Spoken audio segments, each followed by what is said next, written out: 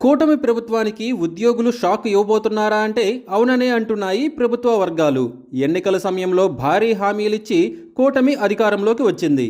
అయితే ఇచ్చిన ఎన్నికల హామీలను నిలబెట్టుకోవడానికి కూటమి ప్రభుత్వం పడరాని పాట్లు పడుతోంది. పింఛన్ ఒక్క హామీ తప్ప మిగిలిన హామీలను అమలు చేయడానికి నానా తంటాలు పడుతోంది.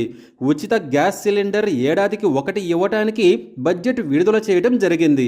మరో గ్యాస్ సిలిండర్ బుక్ చేసుకోవాలంటే 6 నెలల తర్వాతే అని అధికారులు చెబుతున్నారు. రైతులకు పెట్టుబడి సాయం ఊసే లేదు. తల్లికి వందనం, మహిళలకు నెలకు 1500 రూపాయల సంగతి దేవుడికే ఎరుక. ఇక ఉద్యోగులు సైతం కూటమి ప్రభుత్వంలో అసంతృప్తితో ఉన్నారని తెలుస్తోంది. గత వైసీపీ ప్రభుత్వంలో జీతాలు ఎప్పుడు వచ్చేవో తెలిసేదే కాదు. దీంతో ప్రభుత్వ ఉద్యోగులు మొత్తం కూడా కూటమికి మద్దతుగా నిలిచారు.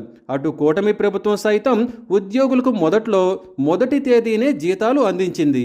తర్వాత పరిస్థితి పూర్తిగా మారిపోయింది. కొంతమంది ఉద్యోగులకు 5వ తారీఖు వచ్చిన జీతాలు అందడం లేదు.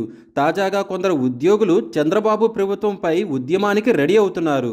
108 అంబులెన్స్ల ఉద్యోగులు, అంగన్వాడీ ఉద్యోగులు, అలాగే వాలంటీర్లు, ఇలా కీలకమైన వాళ్ళంతా ఆందోళన బాట పడుతున్నారు. ఇంత తక్కువ సమయంలో కూటమికి వ్యతిరేకంగా నిరసన స్వరాలు వినిపించడం ఆశ్చర్యం కలిగిస్తోంది.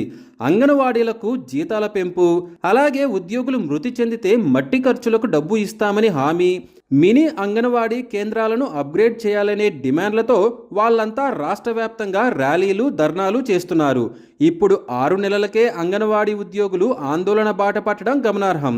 ఎలాగైనా అధికారంలోకి రావాలనే తాపత్రయంతో కూటమి నేతలు అలివికాని హామీలు ఇచ్చారు. వాటిని నెరవేర్చడానికి ప్రభుత్వం వద్ద డబ్బు లేదు. అందుకే సూపర్ 6 హామీకి అతి గతి లేదు. ఏవో 1-2 పథకాలు మినహాయిస్తే ప్రధాన పథకాలేవి అమలుకు నోచుకునేలా కనిపించడం లేదు. మరి దీనిపై కూటమి ప్రభుత్వం ఎలా స్పందిస్తుందో చూడాలి.